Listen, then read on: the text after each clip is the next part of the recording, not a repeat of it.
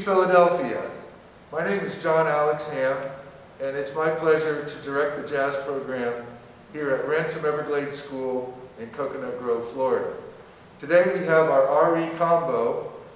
They will be performing Sandu by Clifford Brown, Round Midnight by Thelonious Monk, and Cherokee by Ray Noble. The band consists of Andres Soto on the bass, he's the leader, Nathan Govenick on the drums, Max Swartelski on the flugelhorn, and Max Malone on the piano. Ladies and gentlemen, the RE combo. Take it away.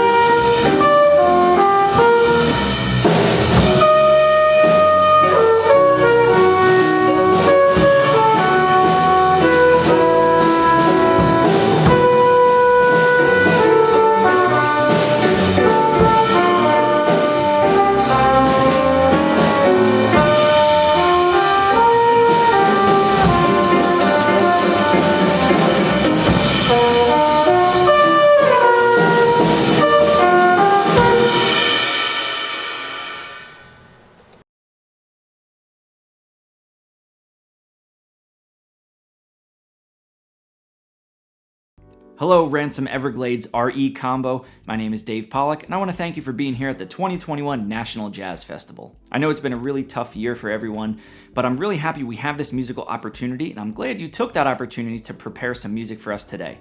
First off, I have to say great song selection, so props to your director if he's the one who chose them. If it was a group effort, then congratulations to all of you for picking some real jazz music. That's a really great thing to hear. I just want to give a special shout out to Max on piano. You really took your time with your solos and told a story. That's really nice to see instead of just jumping in there and playing all your stuff right away. Really good comping as well.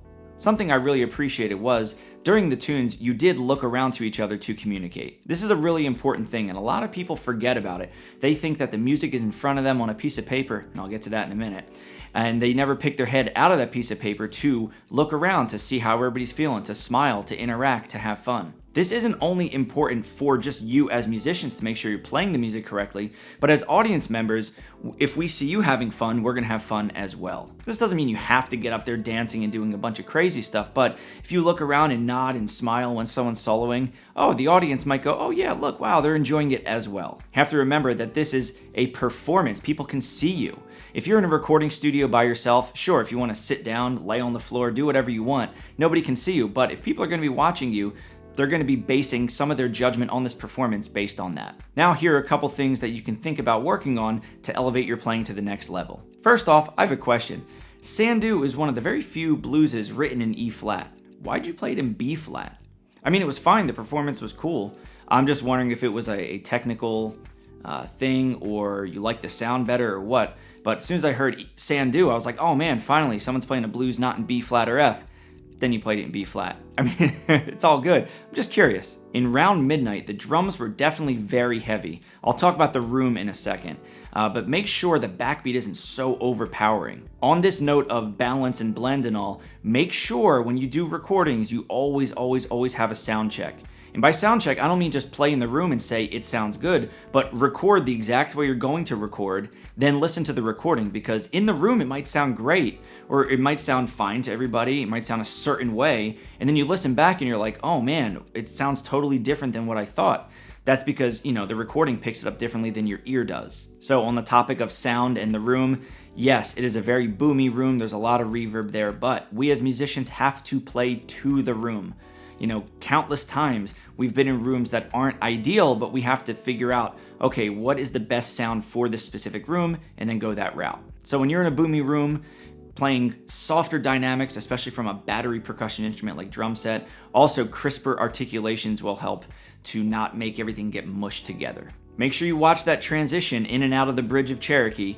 I know you're doing this little different arrangement here, so make sure you're hearing that subdivision and that new style ahead of time. It kind of sounded like it snuck up on you guys a bit. Make sure, no matter if you're soloing or accompanying someone, you're playing what fits the current musical situation.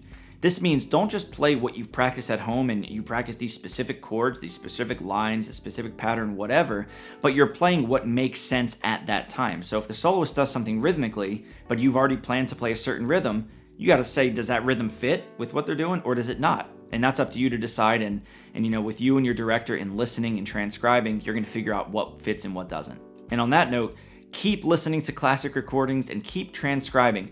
And when I say transcribing, you don't have to do entire solos, especially if it's harder for you to hear. Do small snippets at a time. Find a phrase, find a couple notes you like, a rhythm, a motif, whatever it is, but it'll train your ear to get better at transcribing, but it'll also help you dig into that specific soloist and what they were thinking at the time and give you more ideas for your own soloing. So I want to thank you again for this recording. Thank you for working hard on this music. I can definitely tell that you did. And I appreciate you bringing this music to us for the National Jazz Festival this year.